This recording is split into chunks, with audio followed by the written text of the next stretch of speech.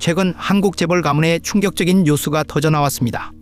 중앙그룹 홍정도 부회장이 직접 JTBC가 일부 채권에 대해 지급 불능 사태에 직면했다고 발표한 것입니다. 며칠 뒤 중앙일보마저 최종 부도를 맞게 됩니다. 중앙일보에서 시작해 종합편성 채널과 엔터 레저 등 문어발식 사업을 확장하던 종합미디어그룹이 왜 이 지경이 됐는지 국민들은 의아해하고 있습니다. 특히 중앙그룹의 오너 가문은 대한민국 최고 재벌인 삼성그룹과 사돈 관계로 연결돼 있고, 그룹을 이끌고 있는 홍씨 집안은 학벌이나 인물 면에서 타의 추종을 불허하는 집안입니다. 미디어 왕국을 꿈꾸던 홍씨 가문이 어쩌다 나락에 떨어지게 됐는지 회생 가능성은 있는지 짚어봅니다.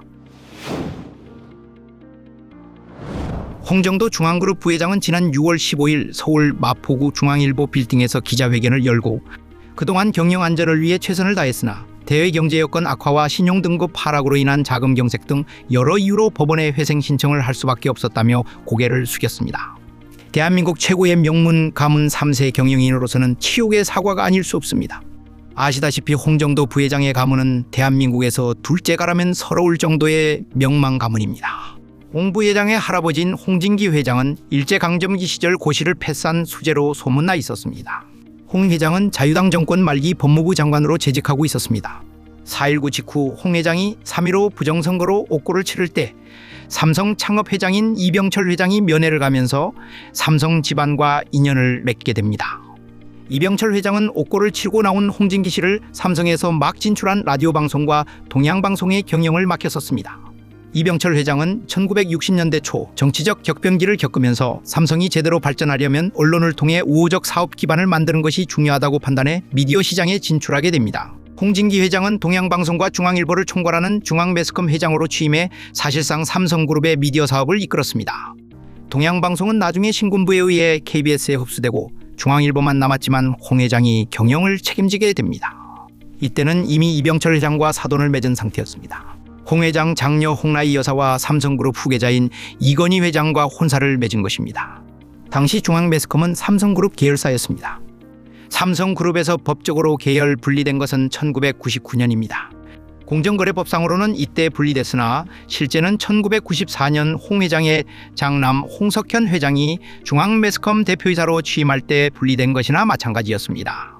홍석현 회장은 취임하자마자 제2창간을 선언하고 독자 경영에 나섭니다. 삼성그룹에서도 중앙매스컴은 사실상 홍씨 집안에서 경영하는 것으로 결론을 내립니다. 이후 중앙일보는 케이블 방송과 종편 채널 진출 등 문어발식 사업 확장에 나섭니다. 신문, 방송, 출판, 엔터테인먼트, 광고 등 미디어 전 분야를 아우르는 국내 최대의 종합미디어 그룹으로 성장하게 됩니다. 회사도 중앙그룹으로 개명해 명실상부한 재벌 기업 반열에 올라서게 됐습니다. 특히 JTBC는 당시 좌파 지지자들로부터 명망이 자자한 손석희 씨를 대표이사로 영입해 좌파 매체의 상징으로까지 자리매김했습니다. 박근혜 대통령이 탄핵될 때 사실상 스모킹건으로 불려진 최순실의 태블릿 PC건을 터뜨려 대중의 시선을 사로잡기도 했습니다. 중앙일보는 이른바 조중동으로 일컬어지는 보수신문으로 남고, 종편인 JTBC는 좌파 매체로서의 역할을 충실히 했습니다. 한마디로 우파와 좌파를 다 아우르는 미디어 그룹이 된 것입니다. 그렇다면 이렇게 승승장구하던 중앙그룹이 디볼트를 선언할 정도로 경영이 엉망진창이 된 이유가 궁금하지 않을 수 없습니다. 전문가들은 다양한 분석을 쏟아놓고 있습니다. 이들의 분석을 종합해보면 대충 몇 가지로 집약되고 있습니다. 첫째는 3세인 홍정도 부회장의 경영 능력 부재를 꼽고 있습니다. 홍 부회장은 사실상 JTBC 경영을 총괄하며 무리한 사업들을 이끌어왔다는 평가를 받고 있습니다. 특히 월드컵과 올림픽 중계권을 독점으로 따내며 천문학적인 금액을 쏟아부었다는 것입니다. 두 사업권 독점을 위해 7천억 원을 투자한 것으로 알려졌습니다. 월드컵과 올림픽 중계권을 국내 지상파에 재판매하려고 했으나 지난 동계올림픽은 지상파들의 외면으로 한 군데도 재판매가 이루어지지 않았고, 이번 월드컵은 겨우 KBS만 참여해 막대한 손실을 입은 것으로 알려졌습니다. 독점으로 중계권을 따내면 자연스럽게 지상파들에게 재판매될 줄 알았는데 패착이었다는 결론입니다. 메가박스 인수 등 엔터 사업도 신미디어의 등장으로 별 효과를 보지 못했던 것도 한 원인이 되었다고 일부에선 진단합니다. 두 번째가 삼성그룹과의 갈등 관계입니다.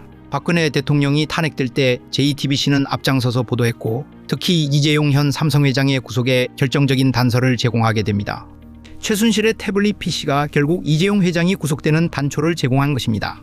이때 삼성그룹과 갈등을 빚게 되고 삼성은 JTBC에 대한 광고를 끊고 말았습니다.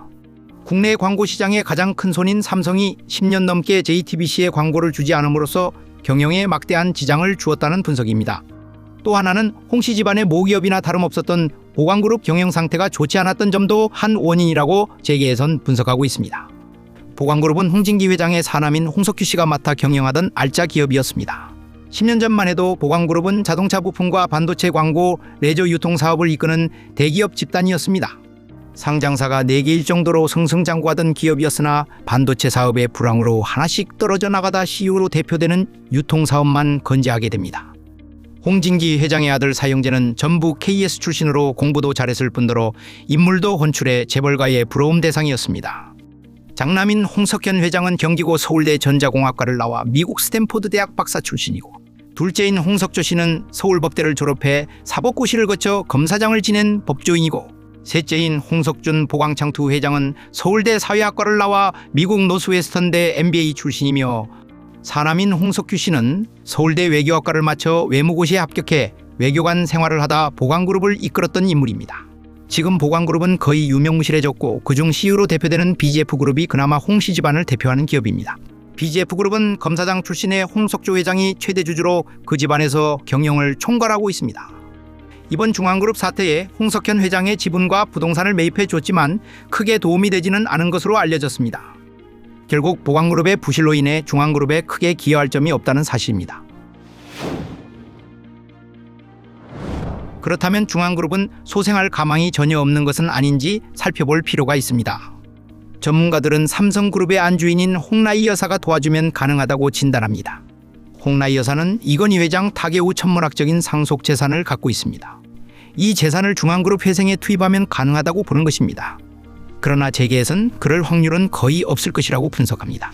부친인 홍진기 회장이 중앙매스컴에 대한 애착은 알고 있지만 홍씨 집안과 이씨 집안 사이의 갈등의 골이 너무 깊다는 점 때문입니다.